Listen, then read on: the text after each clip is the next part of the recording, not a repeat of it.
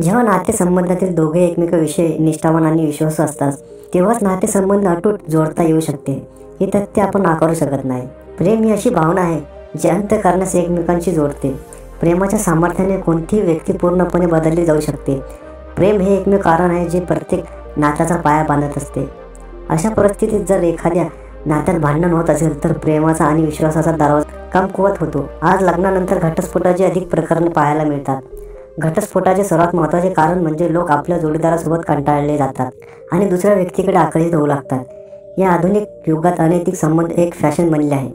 असे बरेच लोक आहेत जे वर्षानुवर्षे त्यांच्या प्रेमाचे खरे नाते टिकून आहेत. जेव्हा नातेसंबंधातील दोघेही एकमेकांविषयी निष्ठावान आणि विश्वासू असतात तेव्हाच नातेसंबंध अतूट जोडता येऊ शकते. हे तथ्य आपण नाकारू शकत नाही. वास्तविक दीर्घ संबंध ठेवण्यासाठी त्या नात्यावर प्रेम आणि विश्वास असणे फार महत्त्वाचे आहे. परंतु असे असूनही बरेच लोक आपला जोडीदार सोडून तिसऱ्या व्यक्तीकडे आकर्षित होतात.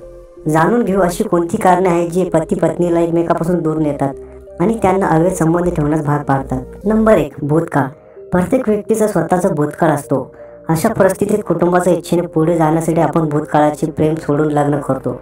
परंतु आपल्या अंतःकरणाने संबंध टिकून ठेवण्यास असमर्थ असते. बऱ्याचदा पुरुष त्यांचे पहिले प्रेम विसरत नाहीत आणि भूतकाळातील आठवणी येतात आणि अधिक काळ त्यांचा तिकडे वळतो. नंबर 2. शारीरिक आणि मानसिक गरजा. प्रत्येक पुरुष आणि स्त्रीला शारीरिक आणि मानसिक प्रेमाची आवश्यकता असते.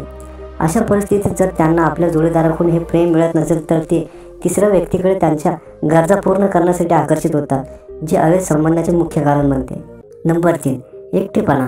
काही लोक खूप भावनिक असतात. अशा परिस्थितीत जर त्यांना आतून एकटे वाटत असेल आणि स्वतःकडे भावनिक झोकावा जाणवत असेल तर तो तिसऱ्या व्यक्तीचा शोध घेण्यास सुरुवात करतो. जर आपल्याकडे आपल्या जोडीदाराशी भावनिकदृष्ट्या मजबूत नातेसंबंध असेल तर कोणीही आपणामध्ये मतभेद निर्माण करू शकत नाही. नंबर 4. नात्याला कंटाळणे. विवाह हा सर्वात पवित्र संबंध मानला जातो. या नात्यात एक व्यक्तीने दुसऱ्या व्यक्तीचा विचार केला पाहिजे आणि त्याच्यासाठी आपला मौल्यवान वेळ काढला पाहिजे. अशा परिस्थितीत जोडीदाराने आपल्याला आपला वेळ दिला नाही तर संबंधात कंटाळा येतो आणि समोरील पडी व्यक्ती तिसऱ्या व्यक्तीच्या शोधात महत्त्व देण्यास सुरुवात करतो. नंबर 5. भांडणात बदला घेण्याची मानसिकता. जोडीदाराबरोबर भांडण होणे सामान्य आहे, परंतु कधी कधी विवाद इतके वाढतात की त्या नात्याचा फाटा फुटतो आणि एकमेकांकडून सूड उगवण्याच्या भावनेमुळे तिसरा माणूस आपल्या व्यक्तीच्या जवळ येतो. ही अशी 5 कारणे आहेत जी अवैध संबंधाला कारणीभूत ठरू शकतात. धन्यवाद.